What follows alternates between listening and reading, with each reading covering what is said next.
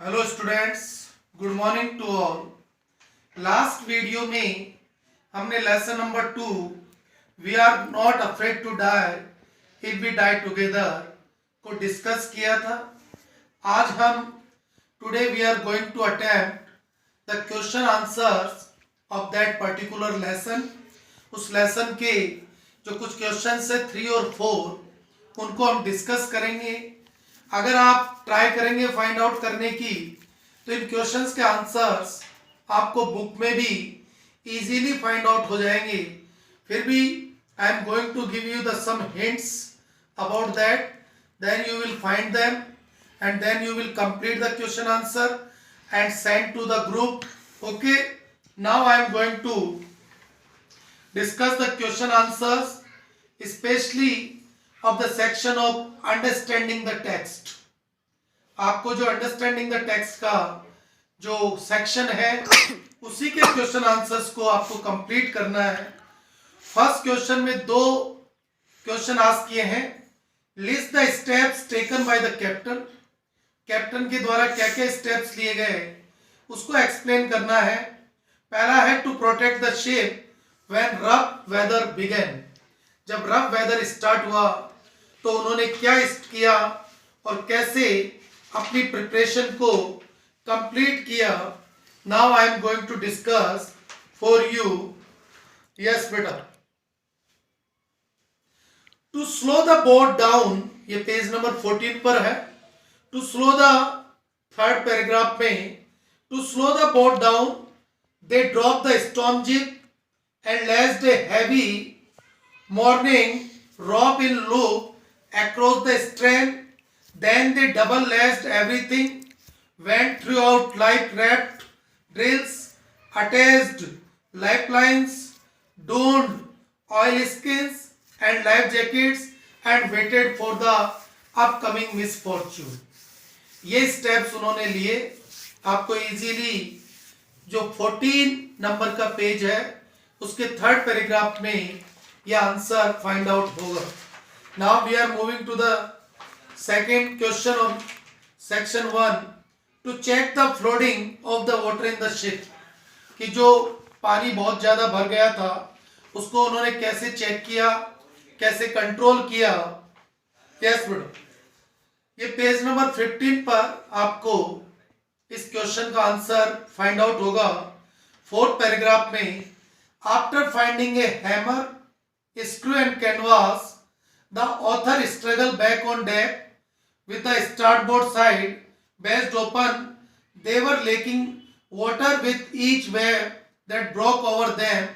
If he could not make some repairs, they would surely sink. Somehow the author managed to stretch canvas and secure waterproof hatch cover across the gaping holes. This is the answer of question number 1. Now we are moving to the second question. Describe the mental condition of the voyagers on 4 and 5 January.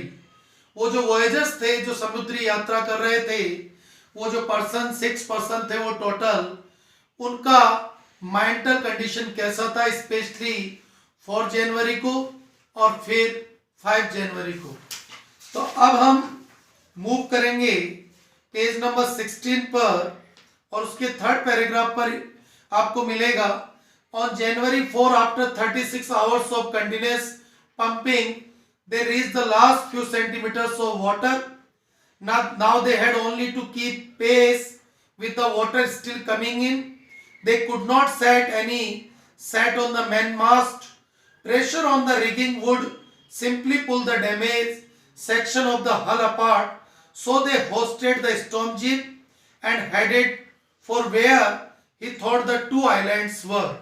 ये तो उनका condition है specially 4 जनवरी का, और उसके बाद जो 5 जनवरी को उनका जो कंडीशन हुआ वो आपको एक्सप्लेन करना है और वो आपको दिखेगा। 1 second.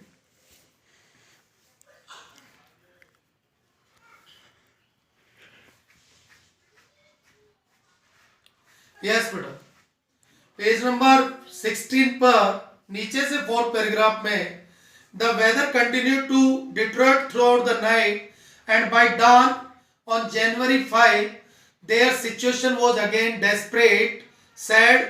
When he went into the comfort to the children, the son asked, Daddy, are we going to die? The author tried to assure him that they could make it, but Daddy, the son went on, we are not afraid of dying if we can all be together. Okay ये उनका condition है 5 जनवरी का।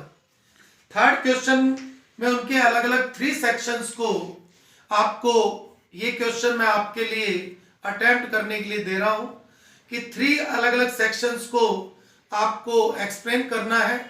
तो first जो section है वो आप बनाएंगे जब उनका वॉयज, उनका जो जर्नी है सी जर्नी वो स्टार्ट हुआ उस समय उनका कंडीशन कैसा। सेकंड सेक्शन जब उस वेब ने उनको हिट किया तब उनका कैसा कंडीशन रहा।